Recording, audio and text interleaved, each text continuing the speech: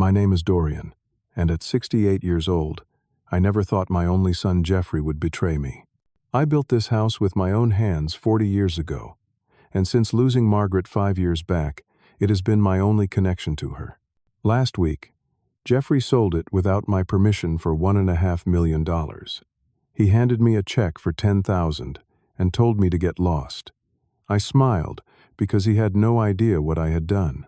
Before I tell you what my son didn't know, let me ask where you're watching from today. Hit that subscribe button if you've ever felt betrayed by family, because this story might just give you hope. I grew up in a blue-collar family in South Boston, where my father worked in construction his entire life. He taught me everything I know about building, and by the time I was 16, I was already working summers alongside him, learning how to transform raw materials into something lasting.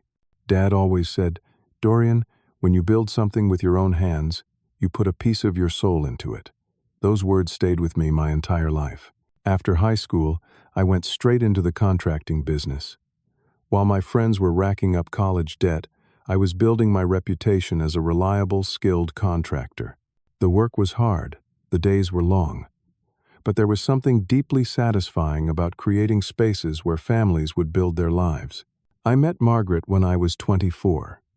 She was working as a receptionist at an architecture firm that had hired me for a renovation project.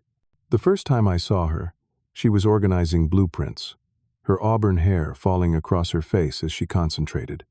I pretended to need clarification on the project, just to talk to her. 3 conversations later, I finally worked up the courage to ask her out for coffee. Her smile when she said yes is a memory I still treasure. Margaret and I were married 11 months later. We rented a small apartment in Dorchester while we saved every penny we could. Our dream was to buy land and build our own home, something that would be uniquely ours. Margaret kept a scrapbook of ideas, tearing pages from home magazines and sketching floor plans on napkins. At night, we would sit on our tiny balcony and plan our future home in whispered conversations, like we were sharing the most precious secrets. It took 7 years of saving, but we finally purchased a plot of land on the outskirts of Boston, 2 acres with old-growth oak trees and a small stream running through the back. The day we signed the papers, Margaret cried happy tears. "This is where we'll raise our children," she said. I can still feel her hand squeezing mine at that moment. Building our house took 2 years of evenings and weekends.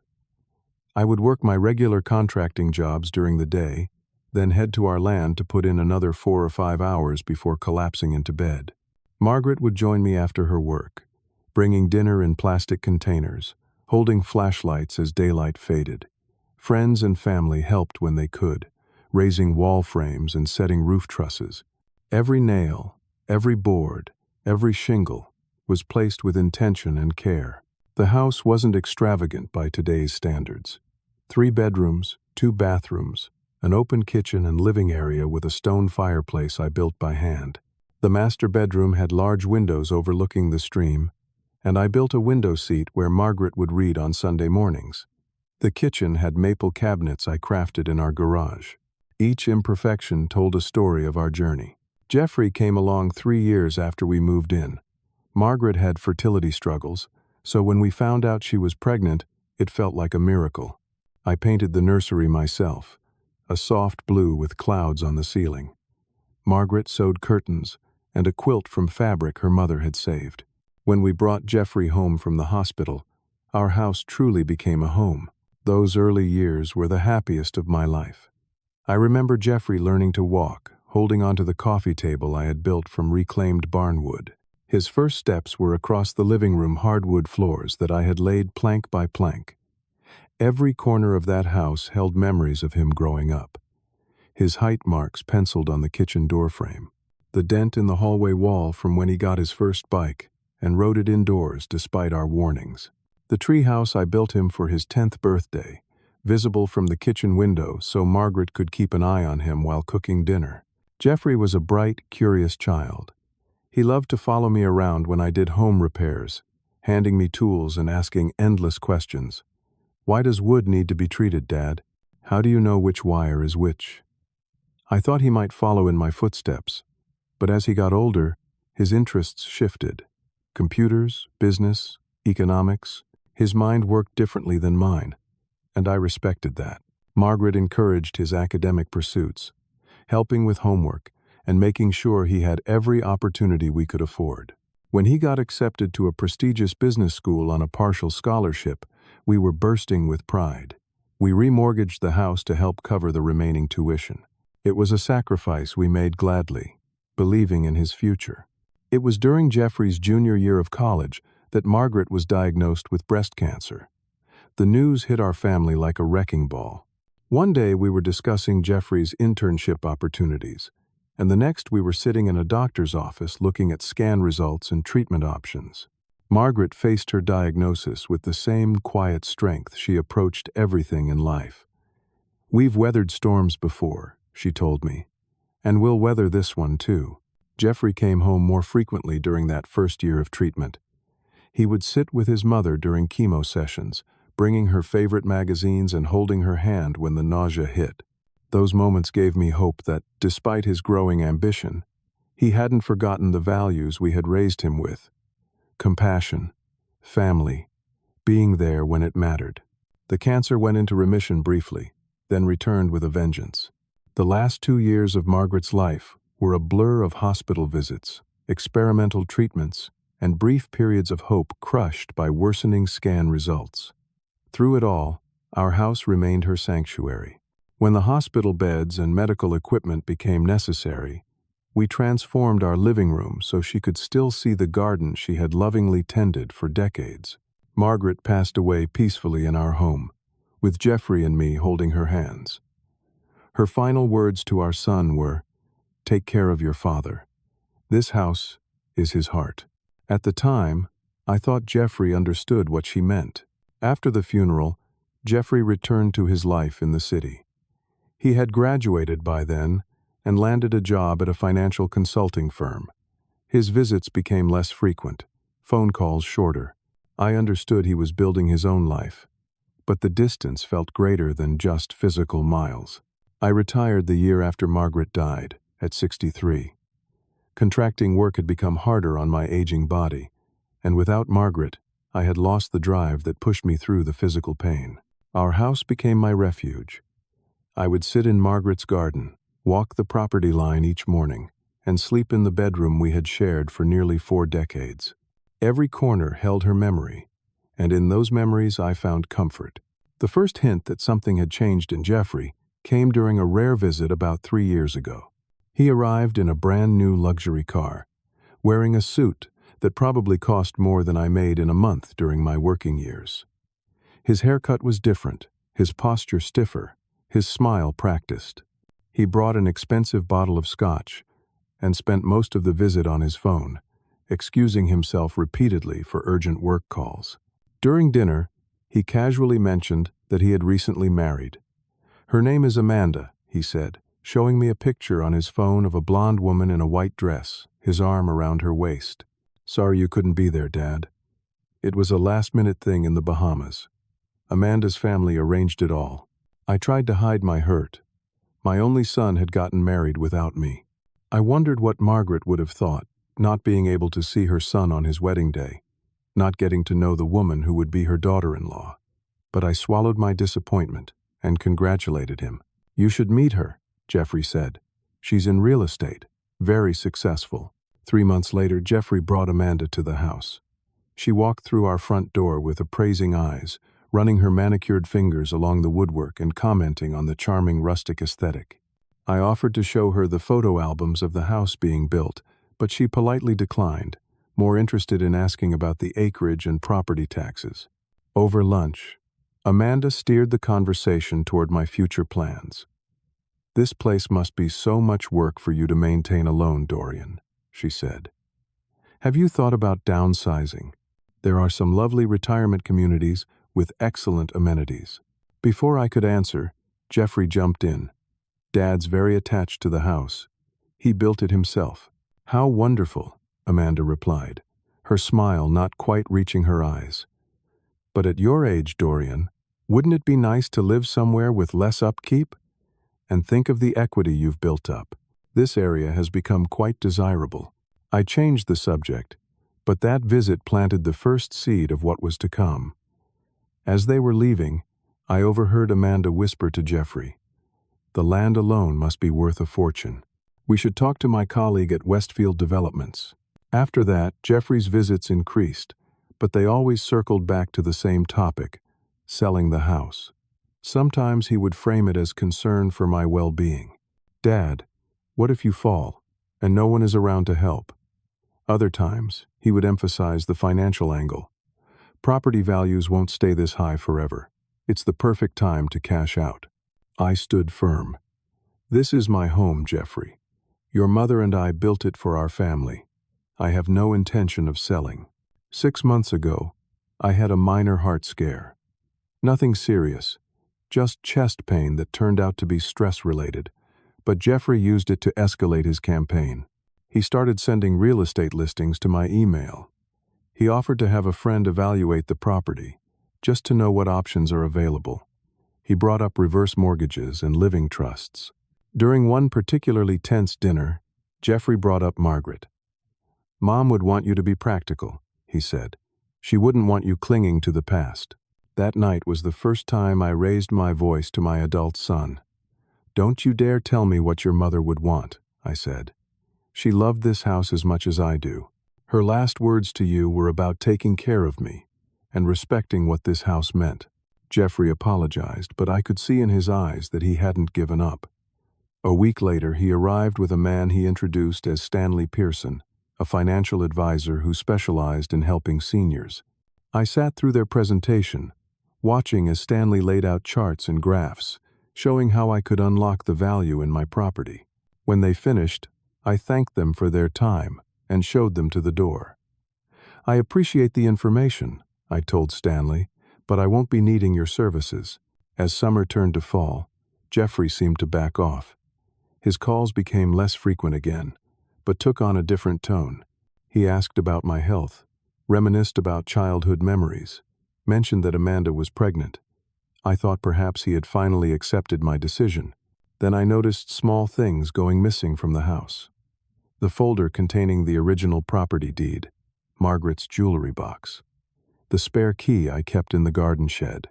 When I called Jeffrey to ask if he had taken these items during his visits, he sounded genuinely confused.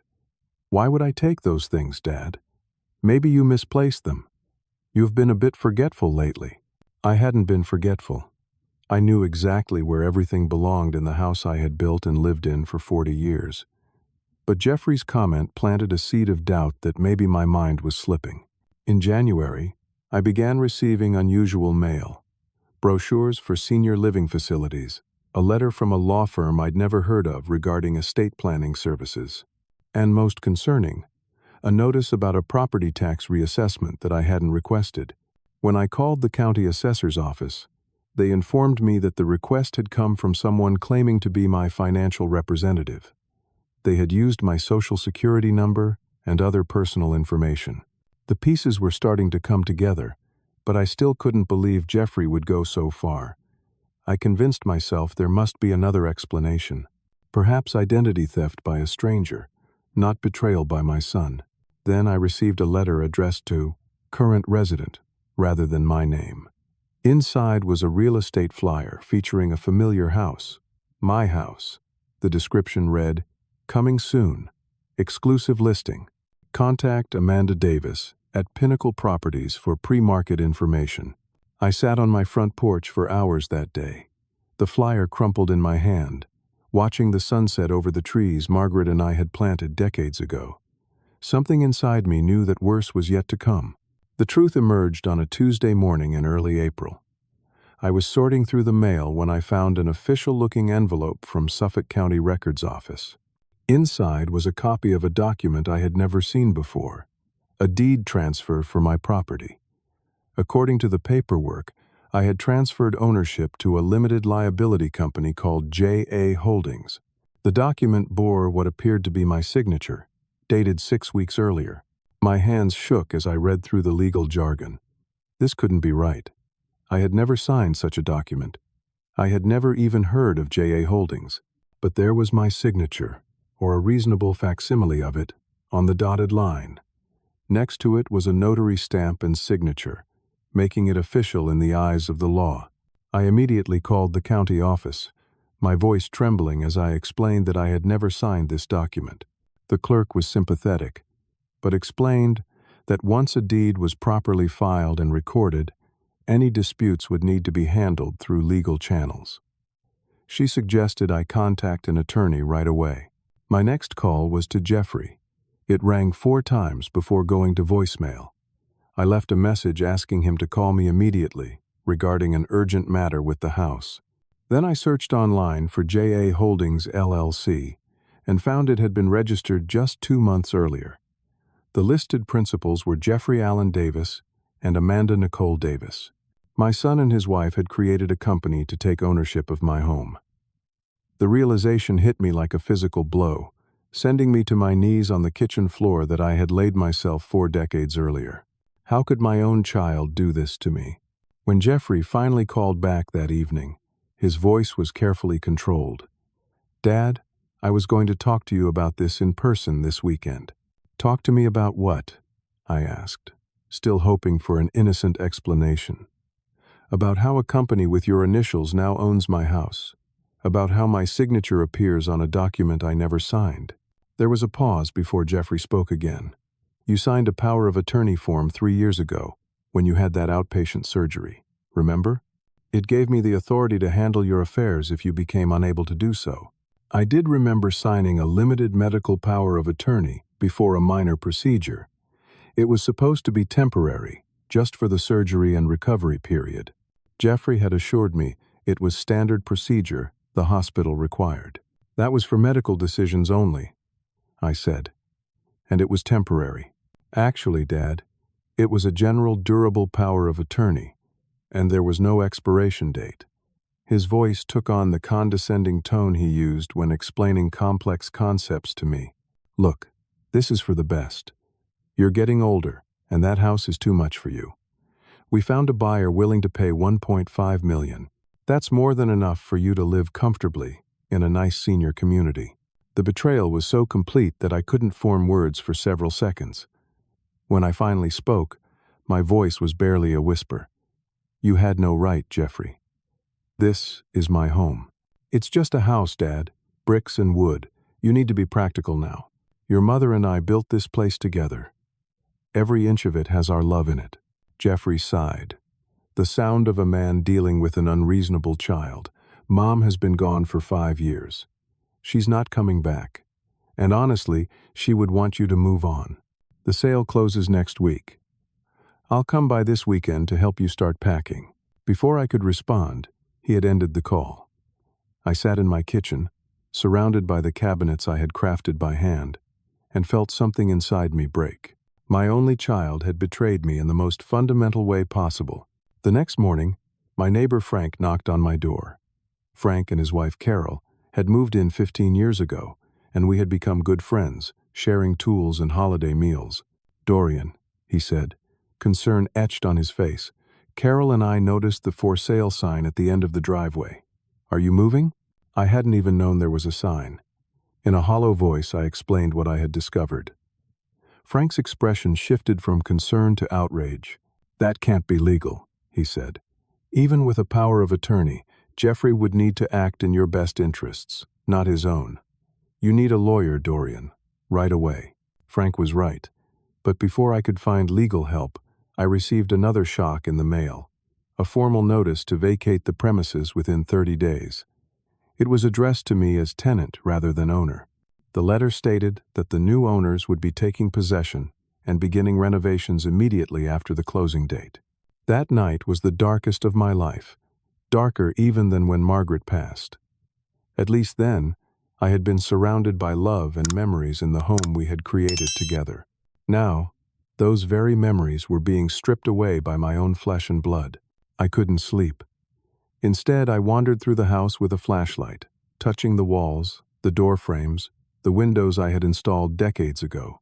In Jeffrey's old room, I found a box of his childhood drawings. One showed our family standing in front of a house with a giant sun overhead. My family was written in wobbly preschool handwriting at the bottom. When had that loving child transformed into the cold man who could steal his father's home? The next day, I received a call from Amanda. Her voice was brisk and businesslike. Jeffrey asked me to call about scheduling the movers. We've found an excellent company that specializes in helping seniors downsize. They can pack everything for you. I'm not going anywhere, I said. This is my home. Amanda's tone shifted slightly. Dorian, I understand this is emotional for you, but the sale is proceeding. The buyers are a lovely young family, and they're very excited about the property. Jeffrey and I thought you might want to meet them before you leave, to know the house will be well loved. By the people who are taking it from me against my will? The bitterness in my voice surprised even me. That's not a constructive attitude, Amanda replied. Jeffrey is only trying to help you. This house is an inefficient use of capital, and at your age, you need to be thinking about assisted living options anyway. We've found several excellent facilities that have openings. I hung up without responding. Minutes later, Jeffrey called, his voice tight with controlled anger. Don't hang up on my wife, Dad. She's trying to help you, and you're being stubborn and ungrateful. Ungrateful? I repeated, stunned by his audacity. For what? For you stealing my home through deception? For me looking out for your future when you refuse to? He snapped. For making sure you'll have money to live on instead of being house rich and cash poor. For doing what Mom would have wanted. Don't you dare invoke your mother in this, I said, my voice breaking. She would be ashamed of what you're doing. Jeffrey was silent for a moment. I'll be there Saturday with the paperwork and your check. Have some boxes packed by then. He hung up without saying goodbye. That night, looking at old family photos, I found one of Jeffrey at his college graduation. Margaret and I stood on either side of him, our faces glowing with pride. I remembered how we had remortgaged this very house to help pay for his education, never once regretting the sacrifice. Where had we gone wrong? What had turned our loving son into someone who could betray us so completely? I had 5 days until Jeffrey would arrive with what he called my check. 5 days to process the unthinkable betrayal. 5 days to decide how to respond to the loss of everything I held dear. Saturday morning arrived with a clarity I hadn't felt in days. I had barely slept, but a strange calm had settled over me. I made coffee in the kitchen where Margaret and I had shared thousands of breakfasts, and I waited for my son to arrive. Jeffrey's luxury SUV pulled into the driveway at precisely 10 o'clock. He emerged wearing designer jeans and a casual button-down shirt that probably cost more than I spent on clothes in a year. He carried a leather portfolio under one arm and didn't smile when I opened the door. Dad, he nodded, stepping past me into the house. I see you haven't started packing. No, I said simply, following him into the living room. I haven't. Jeffrey sighed and placed his portfolio on the coffee table I had built from oak, harvested from our own property. He pulled out several documents and a business envelope. I need you to sign these, he said, pushing the papers toward me. They're acknowledgments that you've been informed of the sale and are vacating voluntarily. I didn't touch the documents, and if I don't sign, Jeffrey's jaw tightened. Then things will be more complicated, but the outcome will be the same. The house has been sold, Dad. The closing is on Tuesday. One way or another, you need to be out by then. And where exactly am I supposed to go? Jeffrey pushed the envelope toward me. This should help with that. Your portion of the proceeds. I opened the envelope and pulled out a check. $10,000. From the sale of a home worth $1.5 million. $10,000, I said, my voice steady despite the rage and hurt churning inside me. For 40 years of my life. For the home your mother and I built with our own hands. The house needed to be sold, Dad, Jeffrey said, his voice taking on the rehearsed quality of a prepared speech. You're not getting any younger, and maintaining this place is too much for you. The money from the sale is being invested for your care.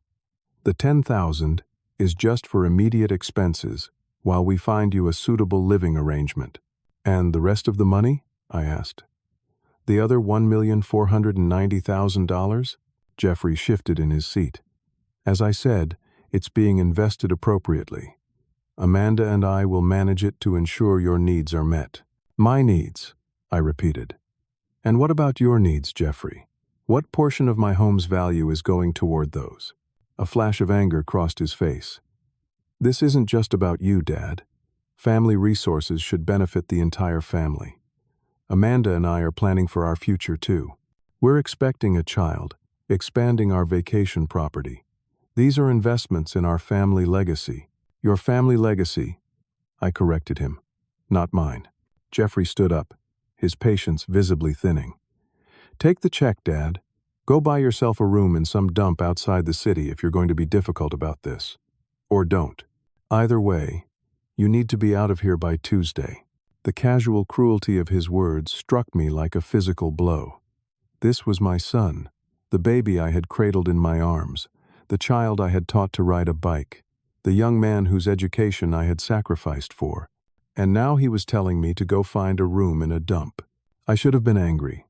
I should have shouted or cried or begged. Instead, I felt an odd sense of peace wash over me. I looked at Jeffrey, really looked at him, and saw not my son but a stranger wearing a familiar face. And I smiled. My smile clearly unsettled him. "What's so funny?" he demanded. "Nothing's funny, Jeffrey," I said, pocketing the check. "I'm just remembering something your mother used to say about karma." "Spare me the lecture," he said, gathering his papers. "I've done what's necessary. You're not capable of making rational decisions anymore. This house was wasted on you, sitting here alone, letting it fall into disrepair. The new owners will renovate it completely. They're probably going to tear down half of it and start over." Each word was designed to hurt me, to make me feel small and irrelevant. The son I had raised would never have spoken to me this way. I wondered what Amanda had seen in him, what she had nurtured or changed. "The movers will be here Monday morning," Jeffrey continued. "They have instructions to pack your personal belongings only. The furniture stays with the house." "The furniture I built with my own hands," I said quietly. "It's outdated anyway," Jeffrey replied dismissively. "Look, I know this is difficult for you to understand, but I'm doing what's best. The buyers are paying cash, and the deal is too good to pass up. Amanda has worked hard to make this happen." "I'm sure she has," I said, thinking of my daughter-in-law's calculating eyes the first time she walked through my home. "Did you use the power of attorney to sign the sale documents too, or did you forge my signature directly?" Jeffrey's face flushed. "That's an offensive accusation. I exercised my legal right as your designated power of attorney to make financial decisions in your best interest. Everything was done properly." I nodded slowly. "I see. Well, thank you for bringing me my check. I'll make arrangements." My calm response clearly wasn't what Jeffrey had expected. He studied my face suspiciously. "What arrangements? Do you need help finding a place?" "Amanda knows several assisted living facilities with openings." "No, thank you," I said. "I'll manage on my own." Jeffrey hesitated, perhaps feeling a twinge of the conscience he had apparently abandoned. "Dad, I know this seems harsh right now, but you'll thank me later. This is the right decision for everyone." "Goodbye, Jeffrey," I said, walking toward the front door. He followed me, still trying to justify himself. "The buyers are excited about the property. They have big plans. Amanda says the land alone is worth almost the full purchase price. They'll probably bulldoze most of the house anyway." I opened the door, indicating our conversation was over. Jeffrey paused on the threshold, looking back at me with an expression I couldn't quite read. For a moment, I thought he might apologize, might suddenly recognize the magnitude of his betrayal. Instead, he simply said, "The movers will be here at 8 on Monday," and walked to his car without looking back. I watched him drive away, the gravel from the driveway I had laid decades ago, crunching under his expensive tires. Then I closed the door, walked to Margaret's favorite chair by the window, and sat down. I took out the framed photo of her that I kept on the side table and traced her face with my finger. "He has no idea what's coming, Maggie," I whispered to her image. "No idea at all." 2 years after Margaret passed away, I noticed a change in Jeffrey. His visits became less frequent, his calls shorter. When he did visit, he often brought up the topic of downsizing or sensible estate planning. At first, I thought he was genuinely concerned about my future. But one day, I overheard him on the phone in the backyard, talking to someone about property values in the area and how much the old man's place could fetch if it were updated and sold. That conversation sent a chill through me. The next day, I called my old friend Thomas Whitman. Thomas and I had known each other since high school, and he had gone on to become an estate lawyer before retiring 5 years earlier. We met for lunch at a diner we had frequented for decades. "I think my son is planning something, Tom," I confided after we had ordered. "Something to do with my house." Thomas listened carefully as I detailed Jeffrey's behavior, the overheard conversation, and my concerns. When I finished, he sat back and folded his hands on the table. "Unfortunately, Dorian, what you're describing isn't uncommon," he said. "I've seen it too many times. Adult children get impatient waiting for their inheritance, especially when significant property is involved." "What should I do?" I asked. "I don't want to believe Jeffrey would do something like this, but my gut is telling me to be careful." Thomas nodded gravely. "Always trust your gut. Let's start by checking what legal documents you've signed recently. Any powers of attorney? Healthcare directives? Changes to your will?" I mentioned the medical power of attorney I had signed before my procedure 3 years earlier. Thomas frowned. "Do you have a copy of it?" he asked. When I shook my head, he continued, "Let's request one from the hospital. If it's what I suspect, we need to revoke it immediately." Over the next few weeks, Thomas helped me create a comprehensive legal protection plan. First, we obtained the power of attorney document I had signed. As Thomas had feared, it wasn't a limited medical POA, but a general durable power of attorney giving Jeffrey broad authority over my financial and legal affairs. "This is far broader than what would be needed for a routine medical procedure," Thomas said, showing me the fine print I had failed to read carefully. "We need to revoke this immediately and file the revocation with the county." We filed the necessary paperwork to officially revoke the power of attorney. Thomas insisted we send copies of the revocation to every financial institution I dealt with, as well as to Jeffrey himself. I hesitated at that last part. "I don't want to accuse my son of anything," I explained. "Maybe I'm overreacting." "Better safe than sorry," Thomas replied. "We can simply say you're updating your estate planning and revoking all previous documents as part of that process. Nothing accusatory about it." Next, Thomas suggested creating a revocable living trust for the house and property. "This adds another layer of protection," he explained. "We'll transfer the house into the trust, with you as both the trustee and beneficiary during your lifetime." The trust document included specific provisions about the house. It could not be sold without my explicit written consent as trustee, with such consent required to be notarized and witnessed by at least 2 independent parties. Furthermore, any proceeds from a potential future sale would go directly into the trust, not to me personally, making it harder for anyone to access the money through manipulation.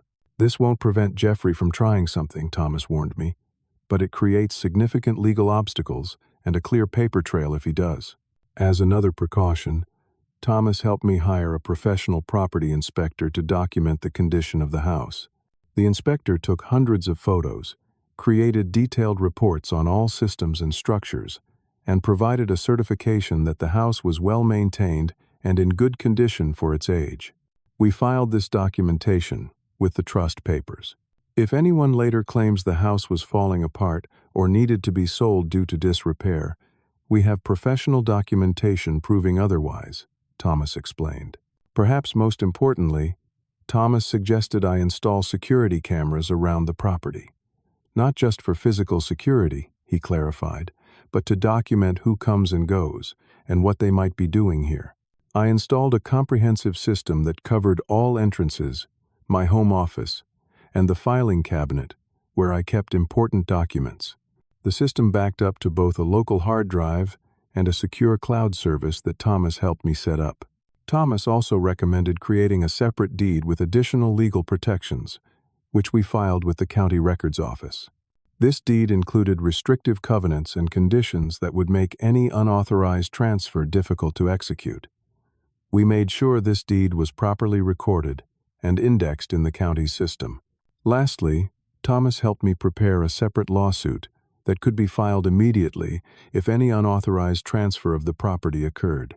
The lawsuit included claims for fraud, breach of fiduciary duty, elder abuse, and unjust enrichment.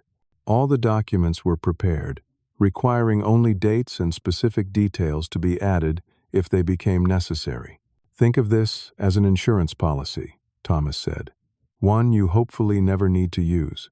Throughout this process, I maintained a normal relationship with Jeffrey. I never confronted him about my suspicions or mentioned the legal protections I had put in place. On the surface, nothing had changed. I welcomed him during his increasingly rare visits, listened to his suggestions about downsizing, and politely declined. The security cameras proved their worth within months of installation. They captured Jeffrey entering my home office when I was out gardening, rummaging through my filing cabinet, and photographing documents with his phone. On another occasion, they recorded him searching my bedroom, finding and taking the spare key I kept in my dresser drawer. Each incident was documented, time-stamped, and securely stored. I never mentioned these discoveries to Jeffrey. I simply watched, documented, and waited. When Jeffrey used my personal information to request a property tax reassessment, I had Thomas send a letter to the county assessor's office clarifying that no such request had been authorized by me. We did this without involving or informing Jeffrey. The most important element of my protection plan, however, was one that Thomas insisted upon. Always maintain separate, secure copies of all important documents in a location Jeffrey doesn't know about. I rented a safe deposit box at a bank where I had never done business before. In it, I kept copies of all trust documents, the revocation of the power of attorney, property deeds, the inspector's report, and USB drives containing security camera footage. I gave Thomas the second key to this box and authorization to access it if necessary. For nearly 2 years, I lived with the knowledge that my son might be planning to betray me. It was a heavy burden, one that kept me awake many nights. I often wondered if I was being paranoid, if I was misjudging the son Margaret and I had raised with so much love. Then came the fateful day when I received the copy of the deed transfer in the mail, showing that I had transferred my property to J.A. Holdings, LLC. I immediately called Thomas. "It's happened," I told him. Jeffrey used the revoked power of attorney to transfer the house to a company he and Amanda created. Thomas's response was immediate. "I'll be there in 30 minutes. Don't call Jeffrey yet. Don't alert him that you know." When Thomas arrived, he reviewed the document carefully. "This transfer is completely invalid," he said firmly. "The power of attorney was properly revoked years ago, with the revocation filed with the county. Jeffrey had no legal authority to execute this transfer, but the county accepted it," I pointed out. "The transfer is recorded. Recording a document doesn't make it valid if the underlying action was unlawful," Thomas explained. "The county recorder doesn't verify the validity of documents, only that they meet the basic requirements for recording. This is exactly why we put all those protections in place." Thomas immediately began implementing our contingency plan. He filed an emergency petition with the court to invalidate the fraudulent transfer, including all our previously prepared documentation, the revocation of the power of attorney, the trust documents, the property inspection report, and selected security camera footage showing Jeffrey accessing my personal documents without permission. The court will likely issue a temporary restraining order preventing any further transfer or encumbrance of the property while this is being resolved, Thomas explained. "Given the evidence we have, I'm confident the judge will rule in your favor." We also filed a formal complaint with the district attorney's office, presenting evidence of elder abuse, fraud, and forgery. "Criminal charges may be warranted," Thomas told me. "At minimum, this will create an official record of Jeffrey's actions." Finally, Thomas sent formal notices to Jeffrey, Amanda, their LLC, and the purported buyers, informing them of the legal actions and warning them that proceeding with the sale would constitute further legal violations that could result in additional damages.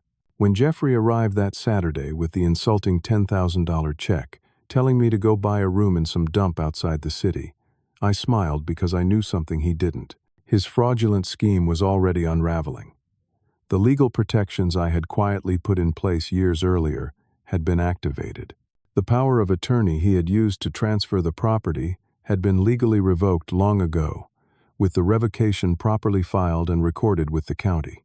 While Jeffrey drove away from my house, believing he had successfully stolen my home and secured a windfall for himself and Amanda, Thomas was already in court filing our emergency petition.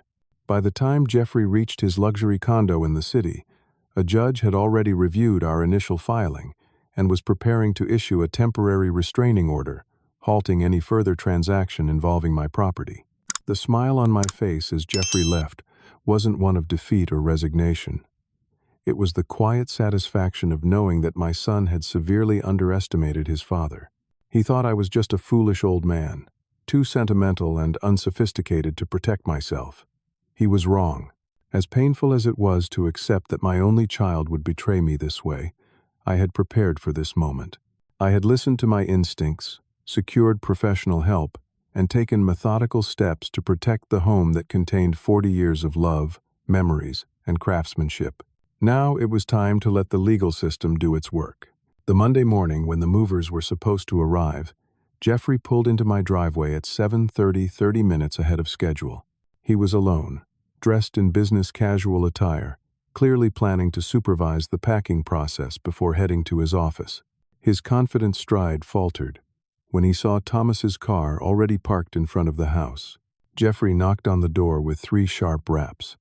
When I opened it, his eyes immediately went to Thomas, who was sitting at my kitchen table with a stack of legal documents. "Dad, what's going on?" Jeffrey asked, his voice carrying a note of suspicion. "Who is this?"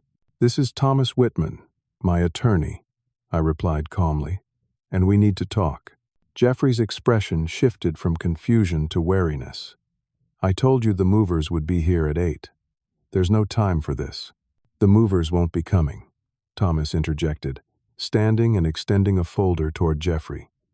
"You've been served with a temporary restraining order prohibiting any further action regarding this property.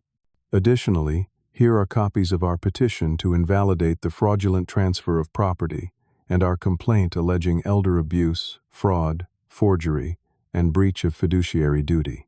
Jeffrey snatched the papers, his face flushing as he quickly scanned them. "This is ridiculous," he sputtered. "I had full legal authority as Dad's power of attorney. Everything was done properly." "Actually," Thomas said, his tone professional but firm, "your father revoked that power of attorney 2 years ago. The revocation was properly filed with the county, and notices were sent to all relevant financial institutions as well as to you personally at your home address. You had no legal authority to transfer this property." Jeffrey's confidence visibly wavered. "I never received any revocation notice. We have certified mail receipts indicating otherwise," Thomas replied. "Additionally, we have video evidence of you entering your father's home office without permission, accessing his personal documents, and removing items without consent. All of this has been submitted to the court and to the district attorney's office." The blood drained from Jeffrey's face. He looked at me with a mixture of shock and betrayal, as if I were the one who had done something wrong by protecting myself. "Dad," he said, his voice suddenly conciliatory, "there's been a misunderstanding. I was only trying to help you. You're getting older, and I was worried about you living alone in this big house." "By selling it without my knowledge or consent?" I asked quietly. "By giving me a check for $10,000 from a $1.5 million sale? By telling me to go find a room in some dump outside the city?" Jeffrey winced at hearing his own words quoted back to him. "I didn't mean it like that." I was frustrated. "We can work this out as a family, without lawyers and courts." "It's too late for that, Jeffrey," I said. "The buyers need to be informed that the sale cannot proceed. The transfer was fraudulent." Jeffrey's phone rang. He glanced at it, his expression darkening further. "It's Amanda," he muttered, stepping outside to take the call. Through the front window, I could see Jeffrey pacing on the lawn, gesturing animatedly as he spoke. His face contorted with anger, then panic. When he returned, his demeanor had changed completely. "Dad, please," he said, an edge of desperation in his voice. "The buyers just called Amanda. They're threatening to sue us if the sale doesn't go through. We could lose everything." "You should have thought of that before attempting to sell property you had no right to sell," Thomas interjected. "Your father is the injured party here, not you." Jeffrey ignored Thomas, focusing on me with pleading eyes. "Dad, we can figure this out. Maybe we can split the proceeds more evenly. $500,000 for you, the rest for us. That's more than fair." I shook my head slowly. "This isn't about money, Jeffrey. It's about trust. It's about respect. It's about the home your mother and I built, that we raised you in. You were willing to steal it from me and leave me with nothing." "Not nothing," Jeffrey protested weakly. $10,000 is a lot of money." The court hearing took place 3 days later. Jeffrey arrived with a high-priced attorney who specialized in real estate law. Amanda was conspicuously absent. The buyers, a young couple in their 30s, sat on the opposite side of the courtroom, their expressions tense and unhappy. Jeffrey's attorney attempted to argue that the power of attorney had been valid, that I had been showing signs of cognitive decline, and that Jeffrey had acted in my best interest. However, their case quickly unraveled when Thomas presented the properly filed revocation, the professional property inspection report showing the house was well maintained, and medical records from my recent physical indicating I was cognitively sound. The security camera footage was particularly damning. The court watched as Jeffrey searched through my personal papers when he thought I wasn't home, photographed documents, and removed items from my house without permission. With each new piece of evidence, Jeffrey seemed to physically shrink in his chair. The judge, an older woman with shrewd eyes and a no-nonsense demeanor, listened to both sides before speaking. "Based on the evidence presented, I find that the transfer of property from Dorian Davis to J.A. Holdings, LLC, was fraudulent and invalid. The power of attorney used to execute this transfer had been properly revoked years before the transaction. Therefore, Dorian Davis remains the lawful owner of the property in question." She turned her attention to Jeffrey. "Mr. Davis, the court takes a very dim view of your actions. The evidence strongly suggests you deliberately attempted to defraud your elderly father and deprive him of his primary asset.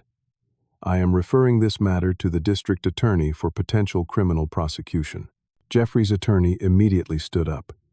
"Your Honor, my client was acting out of concern for his father's well-being. There was no criminal intent." "Save it for the criminal proceedings, Counselor," the judge replied curtly. "This court has made its ruling on the civil matter before it." She then addressed the buyers. "While I sympathize with your position as innocent purchasers, you entered into a contract with a party that did not have legal authority to sell the property. Your recourse is against J.A. Holdings, LLC, and its principals, not against Dorian Davis." The young couple nodded glumly, shooting angry glances at Jeffrey. As we left the courtroom, Jeffrey rushed to catch up with me.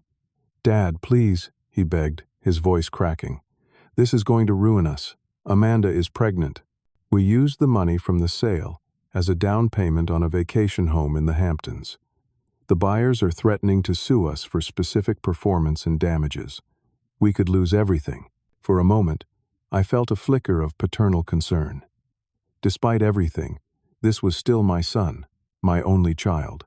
Then I remembered his cold dismissal of my feelings, his willingness to throw me away like unwanted furniture, his instruction to go buy a room in some dump. "You brought this on yourself, Jeffrey," I said quietly. "You stole from me. You lied to me. You betrayed every value your mother and I tried to teach you. What do you want from me?" he asked desperately. "An apology? Fine, I'm sorry. I made a mistake. But please don't let this destroy our family." "Our family?" I repeated. "You were willing to take everything from me and leave me with nothing but a $10,000 check.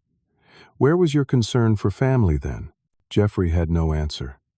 As Thomas led me toward the exit, I heard Jeffrey's attorney speaking to him in hushed but urgent tones about potential criminal charges and civil liability. Outside the courthouse, Thomas placed a hand on my shoulder. "You did the right thing, Dorian. Jeffrey needs to face the consequences of his actions." "Does he?" I wondered aloud. "He's still my son." Thomas nodded sympathetically. "That's a separate decision. The court has restored your legal rights to your property. What happens between you and Jeffrey going forward is entirely up to you." In the weeks that followed, Jeffrey's world unraveled further. The buyers filed a lawsuit against him and Amanda personally, as well as their LLC, seeking the return of their deposit plus damages. Amanda's real estate brokerage suspended her license, pending an investigation into ethical violations. The district attorney's office opened a formal investigation into elder abuse and fraud charges. Jeffrey called me repeatedly, each message more desperate than the last. At first, I let them go to voicemail, unable to bear hearing his voice. But as his situation worsened, a part of me that was still a father couldn't help but worry about my only child. 1 month after the court ruling, I agreed to meet Jeffrey at a neutral location, a coffee shop halfway between our homes.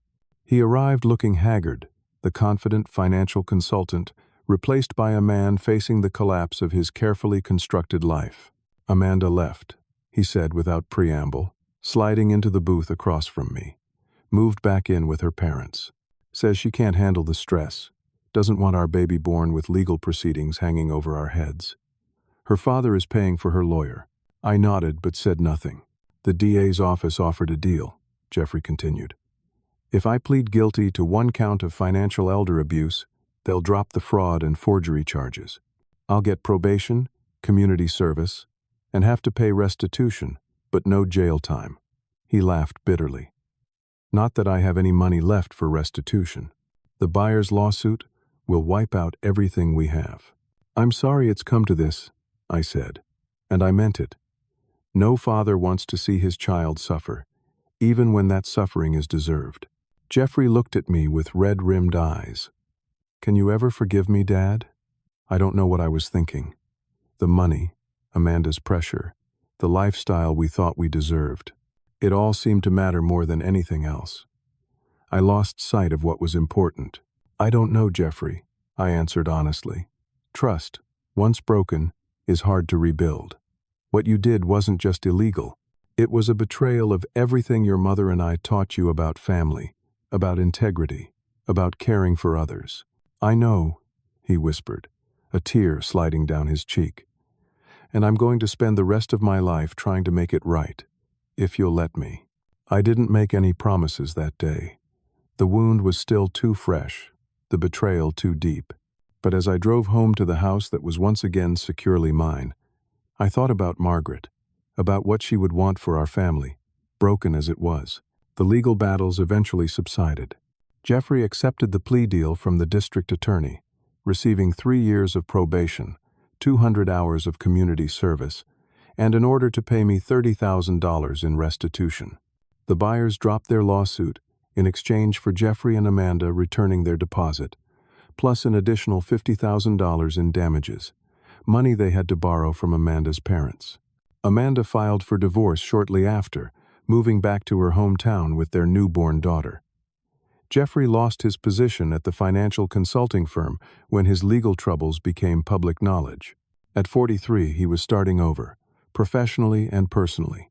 For months, I kept Jeffrey at arm's length, uncertain if reconciliation was possible or even desirable. The house that had been the center of our conflict became my sanctuary once again.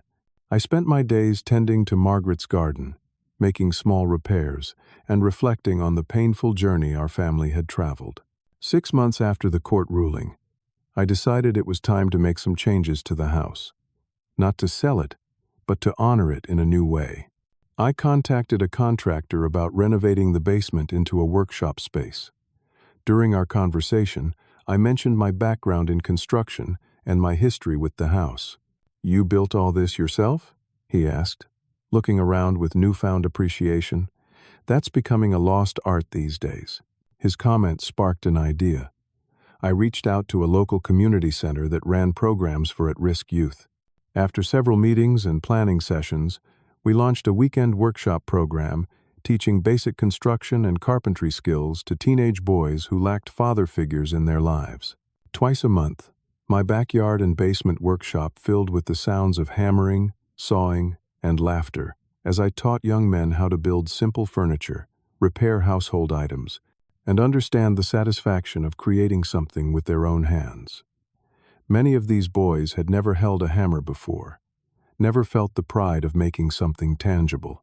One Saturday, as I was demonstrating how to sand a table edge, I looked up to see Jeffrey standing at the edge of the yard, watching.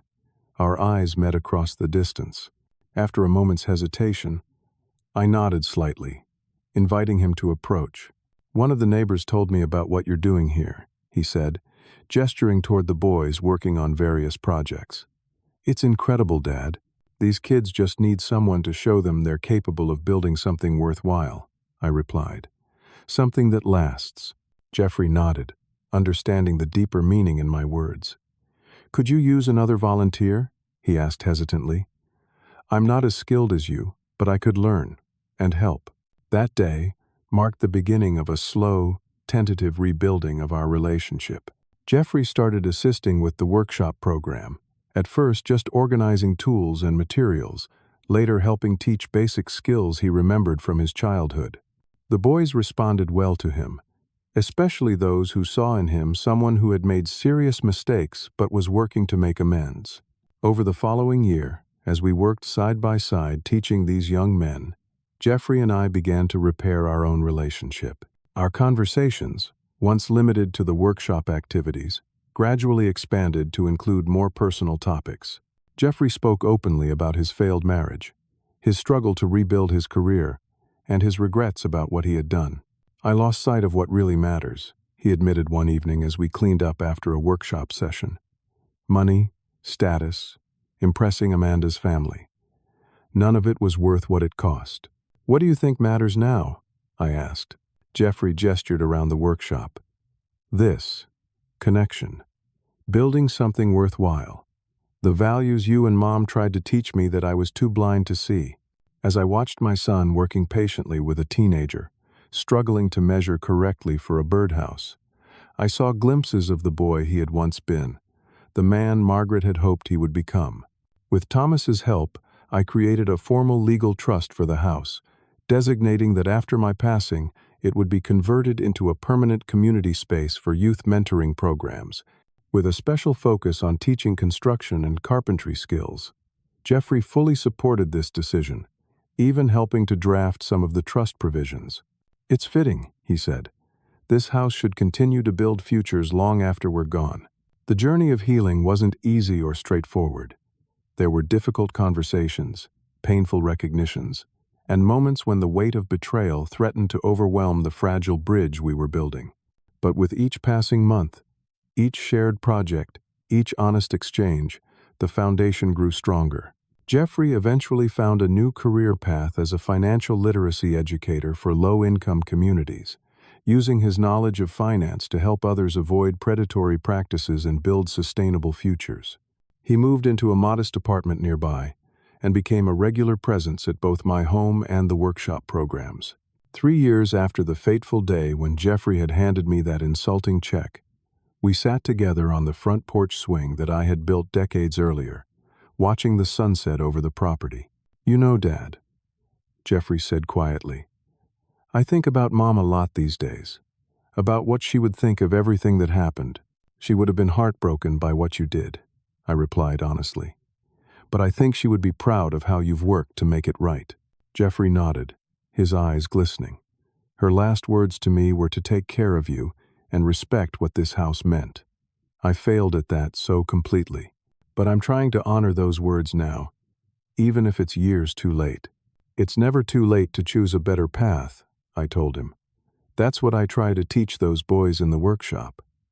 Your past mistakes don't have to define your future." The greatest lesson I learned through this painful journey was about the balance between protection and forgiveness. I had been right to legally protect myself from Jeffrey's betrayal, to stand firm and demand accountability. But I had also been right to leave open the possibility of redemption, to allow space for genuine remorse and changed behavior. As I've grown older, I've come to understand that protecting yourself and being open to reconciliation aren't mutually exclusive. You can have strong boundaries while still maintaining an open heart. You can demand justice while still offering grace. You can acknowledge betrayal while still creating space for healing. My house stands as a testament to this balance. Once the center of a painful conflict, it has transformed into a place of restoration, not just for Jeffrey and me, but for dozens of young men learning to build something of lasting value with their own hands. And when I look at the home Margaret and I created together, I no longer see only the painful memory of betrayal. I see a legacy that will continue long after I'm gone. A legacy not of bitterness and broken trust, but of healing, second chances, and the enduring power of forgiveness, offered with clear eyes and appropriate boundaries. If there's one thing I would ask you to consider from my story, it's this. When faced with betrayal, especially from those closest to you, protect yourself without apology. Stand firm in your truth.